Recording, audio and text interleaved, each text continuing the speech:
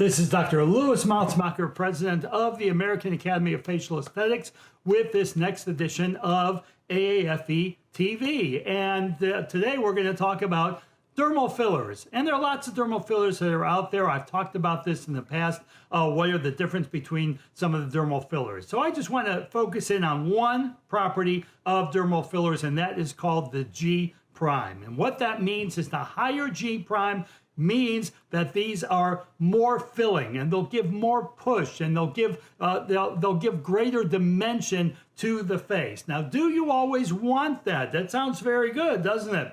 But do you always want a higher G prime? Not always. It really depends on the patient and on the patient's face and how the patient moves. Imagine that a higher G prime filler that is very volumizing, which also may be a firmer structure, may not work very well on a patient that is very gaunt, that's got a very thin face or got very thin skin. Why? Because typically it can come out a little bit lumpy. So if you're trying to add some volume, you may want, in that case, a little bit more of a flexible dermal filler, which is going to have a lower G prime. It'll still fill, but it won't have that much push on there, because if it has a lot of push and if it's very firm on someone that's very gaunt or has got very thin skin, when they move and talk, it won't move and it can look a little bit strange. So think about that when you take a look at your patient. Now, in a normal patient, or certainly in a normal patient, you can pretty much use anything. High G prime, low G prime, it really depends on what you are trying to accomplish with that patient. Are you trying to really fill and get some more projection and dimension in the face or in the lips, or do you want not as much fill, but more of a rounder, kind of a nice, what we call transition in the face? And for that, you may want something that's a little bit more flexible. So for a regular patient, it really doesn't matter what you want. It really just depends on your goals and what you are trying to accomplish. So you really need to know there are a lot of different dermal fillers out there in terms of what you want to accomplish. Now, on the other hand,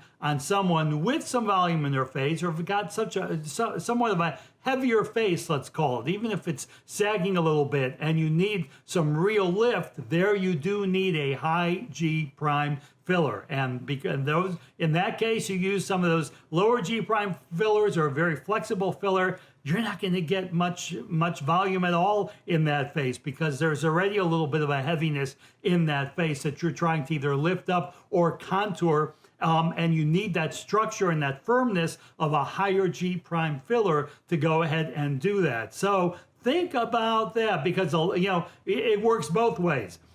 If you're a high G prime filler in a very thin or gaunt looking patient with thin skin, that's not going to be a good result. Why? Because it'll be lumpy and patients aren't going to like that. Whereas you have a lower G prime filler that's a little bit more flexible into a patient with a heavier skin and a heavier face that you're trying to lift up, you're not going to get much of a result. So both of those are losing situations. One's going to be too lumpy, patient not going to be happy. One's going to be where you're not going to get much of a result. Patients are not going to be happy, so you're wasting everybody's time and especially everybody's money. So it's really important that you know what kind of dermal fillers you have.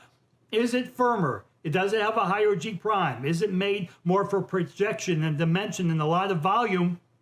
That doesn't mean put it in a thin face, because it might not be appropriate for that. You can get just as much volume, but more flexibility in a thin face with a lower G prime material. Whereas a heavier face, heavier skin, where you need some lift, then absolutely you want a higher G prime material that's going to give you good volumization, but also going to give you that firmness and structure to be able to keep everything up. So lots of dermal fillers out there. If you're a practitioner and you're not sure even what I'm talking about, in terms of you've never been trained in dermal fillers, or you have, but you're not aware of the differences between the different dermal fillers, then you need to get to an American Academy of Facial Aesthetics course today, whether it's level 1 or some of the advanced courses that we have, because it's crucial. We have so many great tools for you to go ahead and know what you're using so that the patient gets the best result and they refer you even more patients, and that builds your practice. This is Dr. Louis Malcmacher with this edition of